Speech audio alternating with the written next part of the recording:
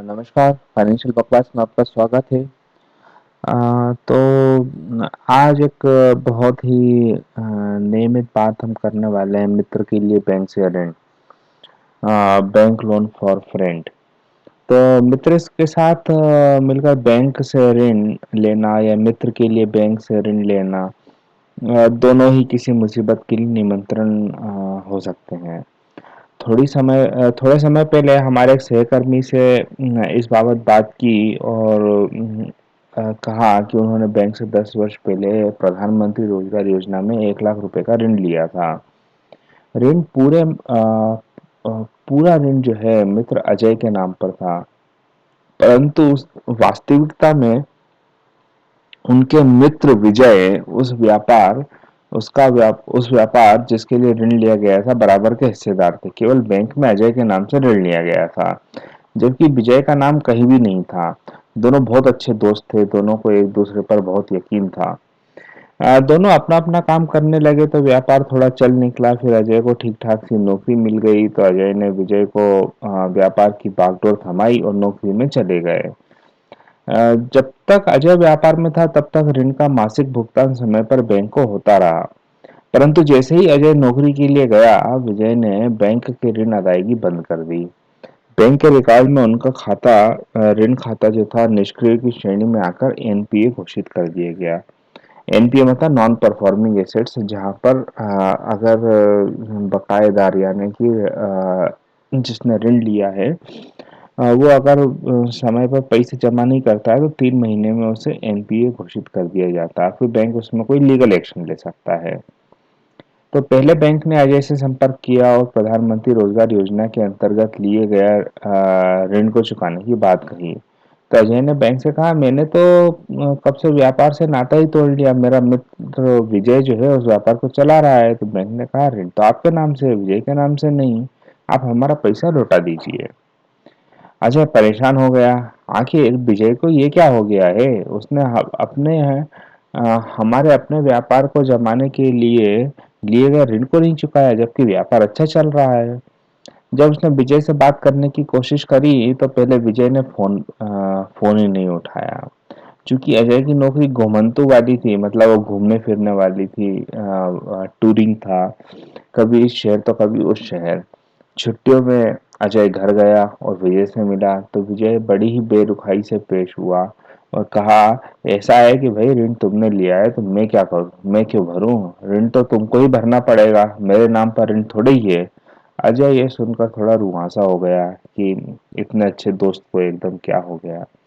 अजय ने विजय से बात करके समस्या का हल निकालने की पूरी कोशिश करी, पर विजय को लग रहा था कि ऋण चुकाना केवल अजय की जिम्मेदारी है।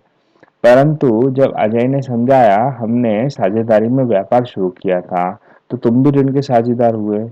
विजय को बात समझ आ गई और वह आधा ऋण भरने को तैयार हो गया। अब अजय फिर परेशान था, क्योंकि उसने तो व्यापार से एक भी पैसा भी नहीं लिया था, फिर भी उसे आधा ऋण चुकाने के लिए बाध्य होना पड़ रहा है। अजय को पता था कि विजय का आधा ऋण चुकाने के पैसे निकालने में भी उसके पसीने छुड़ा देगा और बैंक अजय के पीछे पड़ी हुई है। यही वह समय था जब अजय मुझसे मिला और इस बाबत अपनी राय मांगी। हमने कहा, विजय को ऋण देने के लिए राजी तो तुमको ही करना पड़ेगा, और नहीं तो आधा ऋण फालतू में तुमको अपनी जेब से भरना पड़ेगा। अब अजय ने फिर से विजय से बात करी तो व्यापार को छोड़कर मैं तो नौकरी में चला गया था, तो पूरा ऋण तुम्हें ही चुकाना होगा। अब इस बात पर विजय उखड़ गया। विजय बोला, एक तो ऋण तुम्हारे नाम पर है, फिर भी मैं आधा ऋण चुकाने के लिए तैयार हो गया हूँ, और अब तुम पूरा का पूरा मेरे ऊपर डालना चाहते हो। खैर, अजय ने हमसे कहा कि मैं बात को ज्यादा तूल नहीं देना चाहता।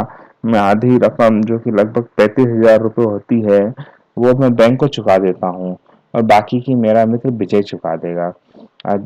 अजय ने बैंक से सेटलमेंट किया कि हम केवल मूल ऋण चुका पाएंगे, ब्याज की राशि माफ की जाए। तो बैंक इस बात के लिए राजी हो गया और कुल 70,000 के ऋण में से आधी रकम अजय ने बैंक को चुका दी और बाकी की रकम जो थी विजय को चुकानी थी। विजय ने अजय को पोस्ट डेटेड चेक देकर कहा, इन तारीखों में मेरे भुगतान आने हैं, तुम बैंक में लगा देना। विजय ने 10,000 रुपए के 3 चेक दिए थे और तीनों के तीनों बाउंस हो गए। इसी बीच इसी बीच अजय को विजय ने बाकी के 5,000 रुपये नगद में दे दिए। बैंक वालों ने अजय का पीछा नहीं छोड़ा और कहा कि हमें हमें हमारा पूरा पैसा चाहिए। तुम्हारी साझेदारी तुम जानो, हमें कोई मतलब नहीं है। हमारे लिए तो कर्जदार तुम हो और तुम अपना पूरा ऋण चुकाओ, नहीं तो हम तुम्हारा केस अब वसूली के लिए कलेक्टर कार्यालय भेज रहे हैं। वहीं से कुर्की के भी आदेश निकल सकते हैं। अजय घबरा गया और उसने फिर से विजय से बात करी और चेक बाउंस होने के कारण नगद रुपए देने की बात कही। अब विजय अजय को थोड़े थोड़े करके नगद रुपए देकर ऋण चुका रहा है। इस बात से एक अनुभव मिलता है कि कभी भी अगर साझे में कोई भी काम करो तो ऋण भी साझेदारी में ही होना चाहिए, फिर चाहे कोई कितना भी अच्छा दोस्त हो या रिश्तेदार हो या भाई हो। ऐसे कार्यों में सहानुभूति से कार्य नहीं लेना चाहिए और व्यवहारिकता से सोचना चाहिए। पैसा निकालने में जान निकल जाती है और कानून डंडा लेकर आपके पीछे पड़ा रहता है।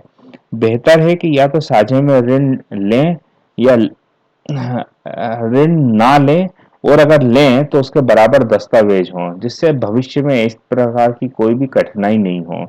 वैसे भी कभी मित्र या रिश्तेदार की मदद करने में कोई ऋण न लें, अन्यथा परेशानी का सामना आपको ही करना पड़ेगा। एक बार मना करके बुराई मिलती है तो इतनी सारी आने वाली परेशानियों से वह बुराई बेहतर है।